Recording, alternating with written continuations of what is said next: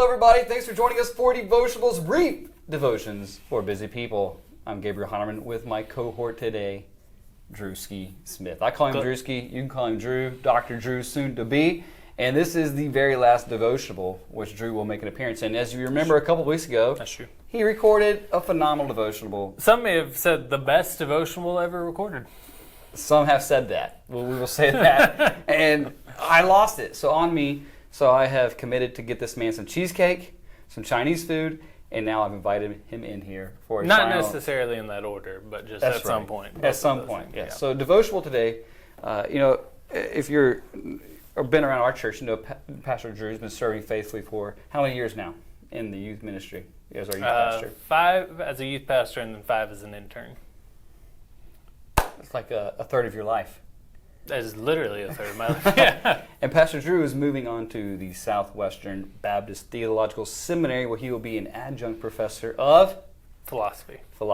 Yeah. As he finishes his PhD there in the field of philosophy. It makes sense. So we're going to talk today about Christians and philosophy. In Colossians chapter 2, verse 8, I'm going to read this for us. I'm going to ask Drew a question, and we'll call it a day. Here we go. Colossians 2:8, the Apostle Paul, writing to the church of Colossae, says, "See to it that no one takes you captive by philosophy and empty deceit, according to human tradition, according to the elemental spirits of the world, and not according to Christ." Now there are some, and maybe more of my parts of the world, that are a little nervous about philosophy, Drew. I'm saying, what does philosophy have to do with the Bible, about a Christian worldview? So how would you help us in the church as people who want to be faithful to Christ, faithful to the call of missions, faithful to engage culture? What would you say about philosophy and the Christian? Encourage us here. Colossians 2:8, is Paul saying avoid it or to be wise about it? Yeah, well, first off, Gabe, this feels like gotcha journalism at its worst, so you just invited me in here to whip that out in front of me. But no, that is kind of any Christian philosopher that I know of at some point has to kind of justify their existence to Christians because of statements like that.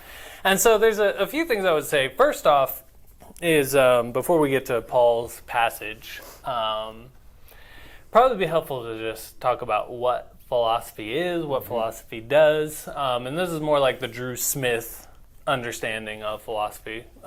There's not like necessarily a universally agreed upon definition of it. But I would say that philosophy is mainly trying to answer the most general questions about life and human experience in our world that can be asked.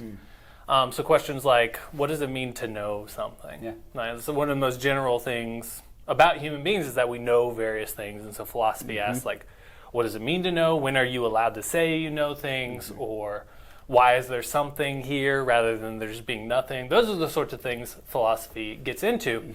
And so when we talk about the discipline of philosophy, it's a skill set and kind of a knowledge base that's geared at answering those sorts of questions. Yeah. And so what I think Paul is mainly talking about there is, you'll notice he says philosophy and empty deceit. Yes.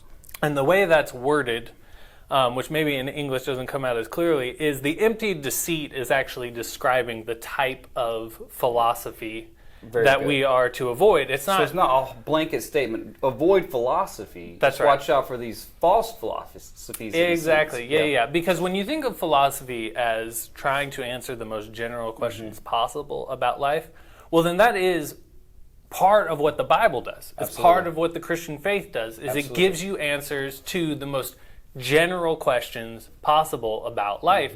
The problem is, in a fallen world, not everybody is going to embrace that biblical worldview, that biblical vision, and so they're going to have different answers to the same questions that Christians want to ask, like, why is there something here rather than just nothing? Or what's the meaning of life? What's the basis of morality?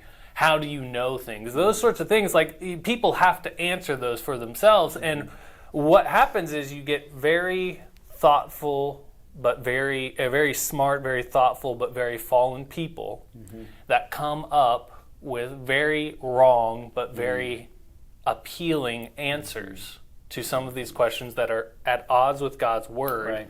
And I would say that is more the deceitful philosophy Absolutely. that Paul's telling us to avoid. So as Christians, we need to be prepared then, as Peter says, to be able to give an answer, a reasonable answer, right? It could be from using the tool of philosophy, Yeah. right? To answer these different questions that all people who have lived at all times have about certain things. We can speak in reasonably because all truth is God's truth, and whether it be the tool of philosophy or whatever, apologetics. We say, we do have an answer, and eventually, hopefully, you can take that to the gospel. Ultimately, our answer is in Jesus Christ. But if all truth is God's truth, it's not that philosophy is bad; it's that there are some bad philosophizers. Yes. Yeah. Yeah. I think that's a good way to put it. Well, very good. Thank you, Drewski. You've been a blessing to devotionals. You've been a blessing to Ninth and O Baptist Church, and you've been a blessing to Gabriel Heinemann. We're going to miss you. We love you, brother. Miss Thank you you all all. as well. Blessings to you today.